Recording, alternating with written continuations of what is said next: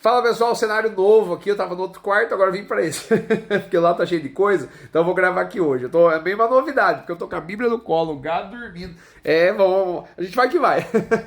Vamos lá, hoje é o capítulo 25 de Gênesis e realmente assim, é um capítulo que tem muita informação, eu espero que você fique ligado, porque tem muita coisa, né? E é uma situação familiar, talvez você consiga se enxergar em alguns momentos, né? Se coloque no lugar de Abraão, de Isaac, se coloque no lugar deles, para você entender. É uma questão familiar esse capítulo aqui, que em 10 minutos eu vou tentar falar com você, tá bom? E olha só, título do capítulo 25.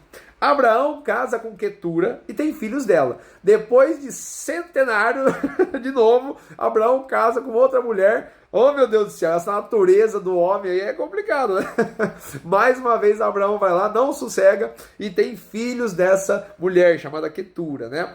E aí, mais uma vez, entenda a cultura da época, entenda o que Deus prometeu a Abraão. No versículo 5 diz, né? Abraão deu tudo o que tinha para Isaac. Aí você fala assim, poxa vida, mas e todos os filhos que ele teve? E Ismael e não sei o quê. Aí já aprendeu que Abraão, ele se despediu de Ismael e também se despediu desses filhos aqui. Mas com certeza, Abraão, ele organizou toda essa saída deles, né? Tanto que no versículo 6 falam, né? Que ele deu presentes, né? Para esses filhos, né? Então simplesmente Abraão não foi omisso, ele simplesmente agiu de uma forma para com eles também de uma forma tranquila. Tanto que aí Abraão chega a falecer. No versículo 8, ele viveu até os seus 175 anos e em boa velhice, farto de dias, e foi congregado ao seu povo, né? E assim se encerra a história de Abraão, né? No versículo 8 aí, oficialmente. É muito interessante isso, né?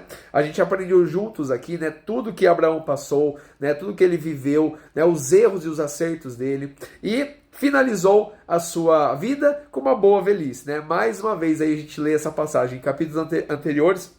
Eu já tinha falado sobre isso, né? A importância de finalizar a nossa vida muito bem, né? Farto de dias, né? A gente gostaria sempre disso, né? Mas nós sabemos que nós somos seres humanos, né? Às vezes a doença chega, né? Os filhos de Deus não estão isentos disso. Pelo contrário, né? Nós estamos aqui vivendo nesse mundo e vamos ter muitas aflições. Mas Jesus disse, tem de bom ânimo. Eu venci o mundo. Muito melhor, né, do que estar aqui é estar no reino dos céus, né? Não sei como a gente vai sair desse mundo aqui, mas o final dele é maravilhoso, porque estaremos com Jesus no reino dos céus. Então isso você pode se tranquilizar aí, tá bom? Claro que você deve manter uma vida aí o mais saudável possível, né? Buscando uma vida ativa, né?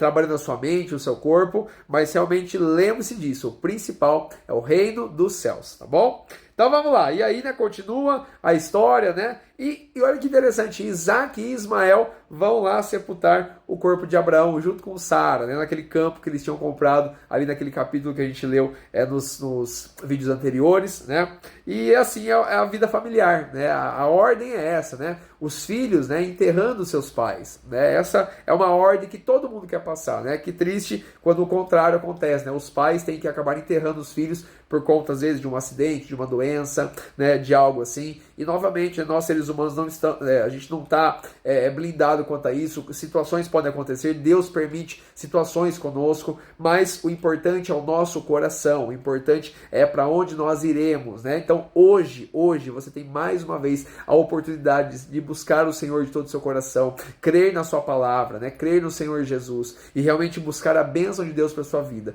Claro que Deus, ele vai te abençoar, ele vai falar com você, né? Mas com certeza se apegue ao Senhor, porque a nossa vida é uma caixinha de surpresa. A gente não sabe o que tem no dia seguinte, né? A gente tem que viver o hoje, tá bom? Então toma cuidado com isso, mas lembre-se, busque ao Senhor todos os dias. Ame-o de todo o seu coração, que o meu final, o seu final vai ser abençoado, tá bom?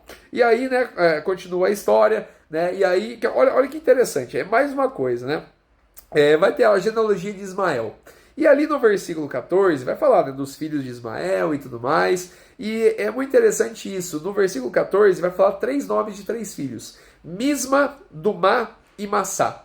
Quando você só lê, né, nomes, né, nomes. Mas é interessante que Tiago, no capítulo 1, versículo 19, ele vai falar uma frase, né, que é o significado desses 3 nomes. Então olha como a Bíblia se completa, né? Ela se correlaciona, né? Mas o que está escrito lá? Está escrito assim, seja pronto para ouvir, tardio para falar e tardio para se irar, né? que é o significado desses três nomes, né? Na carta de Tiago, né, são conselhos para os cristãos, e realmente ali, né, olha só, Misma, Dumá e Massá, né, os filhos de Ismael têm esse mesmo significado. Eu não sei se Tiago fez de propósito, né, se tinha uma relação direta, mas é muito importante isso. Olha a importância, seja pronto para ouvir, tardio para falar e tardio para se irar. A gente tem aquela mania, né, de já querer passar por cima, falando, eu tenho razão, eu tenho isso, eu tenho aquilo, e não é bem assim, né? Eu e você, a gente precisa tomar cuidado com o que a gente fala, a gente precisa ouvir primeiro, né? A gente tem aquela mania de achar que a gente é o dono da verdade, né? Então, talvez alguma situação que você passou essa semana, ou você realmente tem esse costume. Então, a gente tem que aprender com a palavra de Deus e aplicar no nosso coração. Ouve primeiro o que sua esposa fala, ouve primeiro o que seu esposo fala, ouve aí o que seus pais estão falando, né?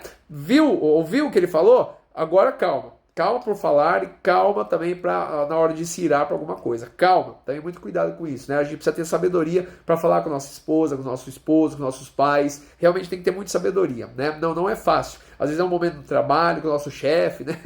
E tudo mais. Então realmente tem que ter muito cuidado. É só essa ligação, eu acho muito interessante, tá bom? Depois você lê lá. Tiago, capítulo 1, versículo 19.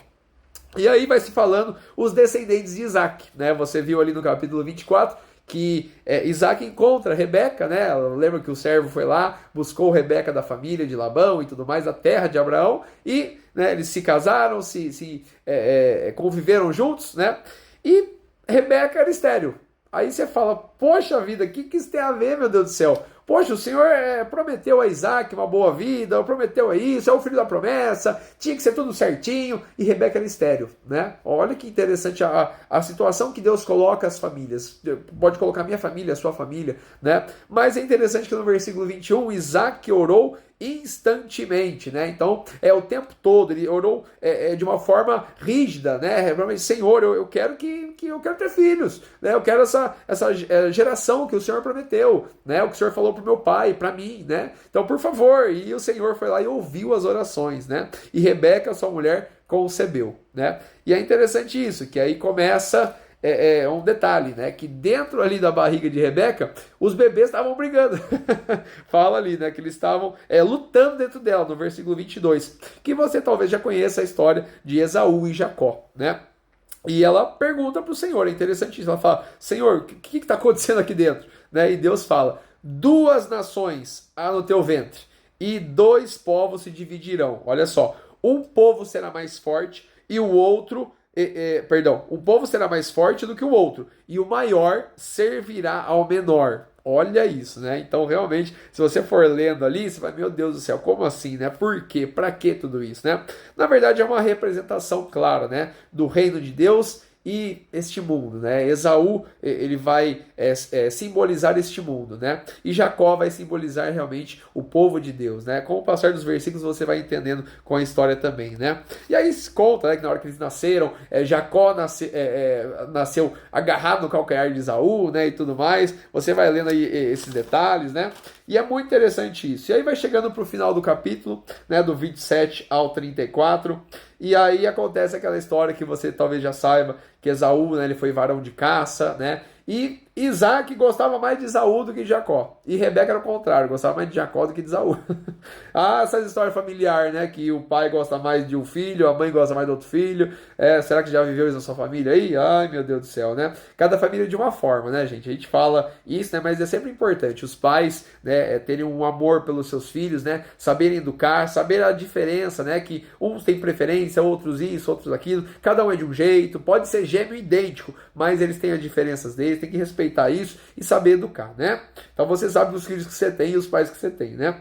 Mas aí acontece que Esaú volta cansado e Jacó vai lá e meio que engana ele, né? Fala assim, olha, se você me vender a sua primogenitura, eu te dou essa comida aqui que você quer para você ficar tranquilo. Esaú cai, né, no conto, né? E aí por conta, né, da sensação que ele estava de cansaço, ele vai lá, pega a comida e vendeu a primogenitura, né? E aí o capítulo 26 vai dar um baita de um problemão, depois eu comento isso com você, mas de um modo geral, né? Família de novo, né?